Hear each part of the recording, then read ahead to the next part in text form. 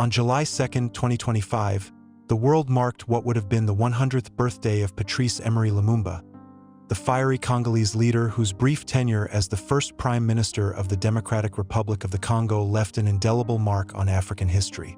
Born in 1925 in the small village of Analua in the Sankuru region of the Belgian Congo, Lumumba rose from humble beginnings to become a symbol of anti-colonial resistance, only to be cut down at the age of 35 in a web of international intrigue that continues to resonate today. His life, though short, encapsulated the brutal realities of colonialism, the exhilaration of newfound freedom, and the perilous dangers of asserting sovereignty in a Cold War world. At the heart of his story lies a single moment, the speech he delivered on June 30, 1960, during Congo's independence ceremony, a raw, unscripted denunciation of Belgian rule that shocked attendees and set in motion events leading to his assassination. As commemorations unfolded across the globe in 2025, from solemn ceremonies in Kinshasa to exhibitions in Brussels, Lumumba's words echoed anew, reminding us of the high cost of liberation. Lumumba's early years were shaped by the oppressive structures of Belgian colonialism, a system that treated Congolese people as subjects rather than citizens. Born Ise Tasumbu Tuwosa on July 2, 1925, to a Catholic family of the Badatella ethnic group, he grew up in a rural area where education was limited and controlled by missionaries. He attended Protestant and Catholic schools, where he excelled academically, before training at a government post office school. By his early 20s, Lumumba was working as a postal clerk in Stanleyville, now Kisangani, a job that exposed him to the inequalities of colonial society.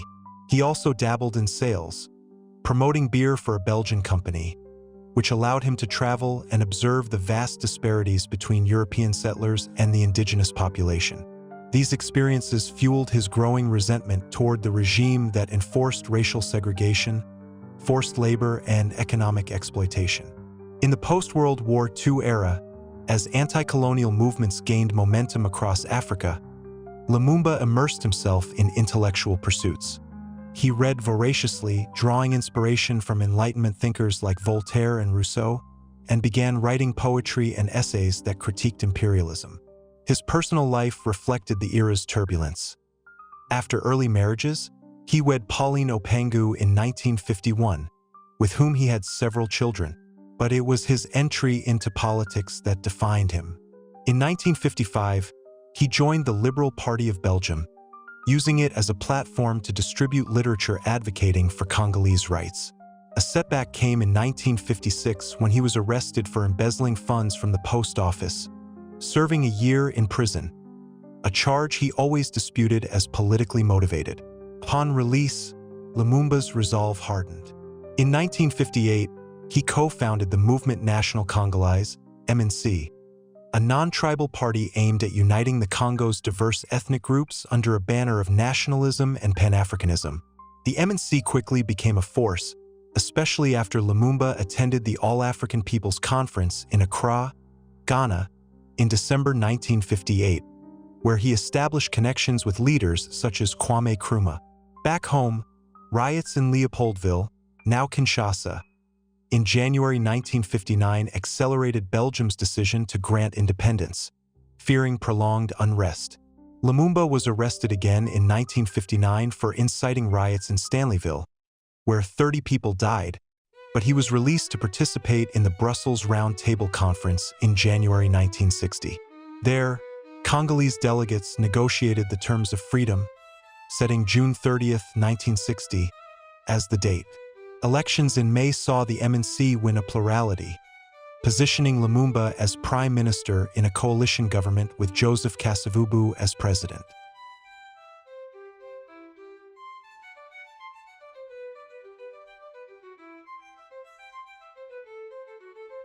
Independence Day arrived amid high tensions.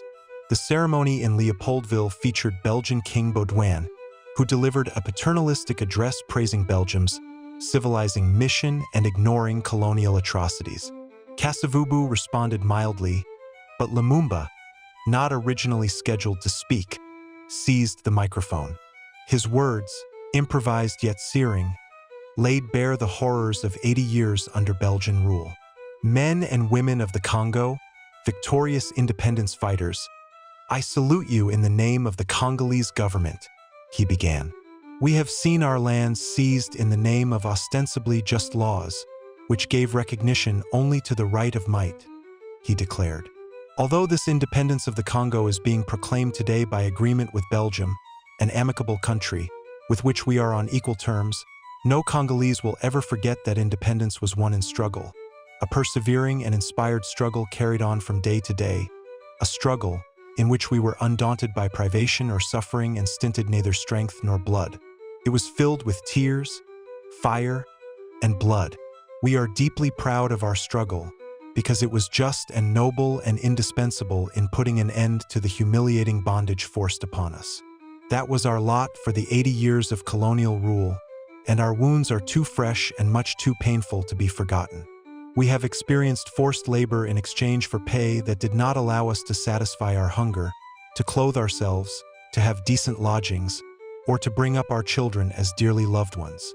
We have not forgotten that in the cities, the mansions were for the whites and the tumble-down huts for the blacks, that a black was not admitted to the cinemas, restaurants, and shops set aside for Europeans, that a black traveled in the holds under the feet of the whites in their luxury cabins.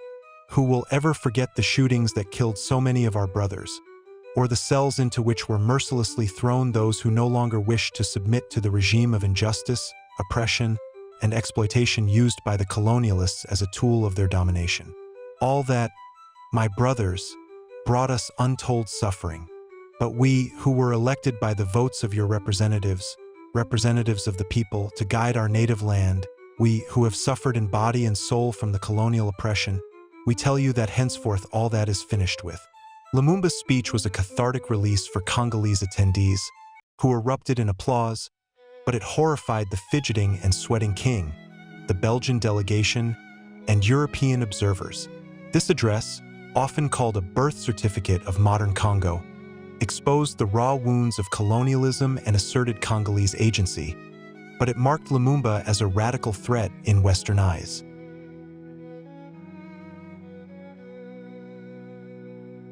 The aftermath was swift and chaotic. Just 5 days later, on July 5, 1960, the force public mutinied against its Belgian officers, demanding better pay and Africanization. Lumumba dismissed the Belgian commander and promoted Congolese soldiers, renaming the Armée Nationale Congolaise. Belgium responded by deploying 6,000 troops, ostensibly to protect its citizens, but effectively supporting secessions. On July 11th, Katanga, rich in minerals like copper and uranium, declared independence under Moise Tshombe, backed by Belgian forces and mining interests. South Kasai followed suit. Lumumba appealed to the United Nations, which passed Resolution 143 calling for Belgian withdrawal and deployed peacekeepers, but they refused to intervene against secessions. Frustrated, Lumumba turned to the Soviet Union for aid, receiving technical advisors and military support, a move that alarmed the US and Belgium amid Cold War fears of communism spreading in Africa. In August, Lumumba ordered troops to quell the South Kasai rebellion, resulting in massacres that drew international condemnation. Political fractures deepened.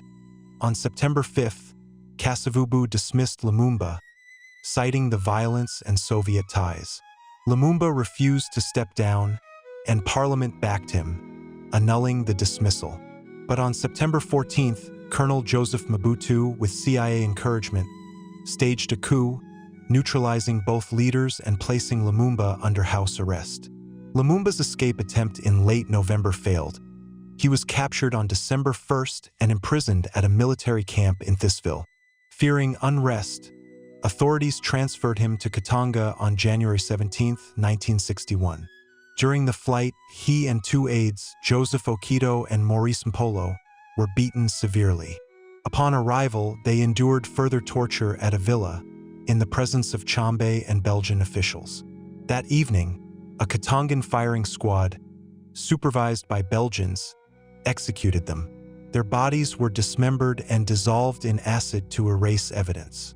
The Katangan regime announced his death on February 13th, falsely claiming he was killed by villagers after escaping. Investigations later revealed Belgian and U.S. complicity. The CIA had plotted his elimination, and Belgium facilitated the transfer, knowing the risks. Lumumba's assassination sparked global protests, from riots in New York to demonstrations in Moscow. In 2002, Belgium apologized for its role, and in 2022, a tooth, his only remaining relic, was returned to his family and buried in Kinshasa. His legacy endures as a martyr for African independence and pan-Africanism. In 2025, centenary events highlighted this. In the DRC, an official ceremony at his mausoleum featured speeches by government officials and his daughter Juliana, honoring his fight against colonialism.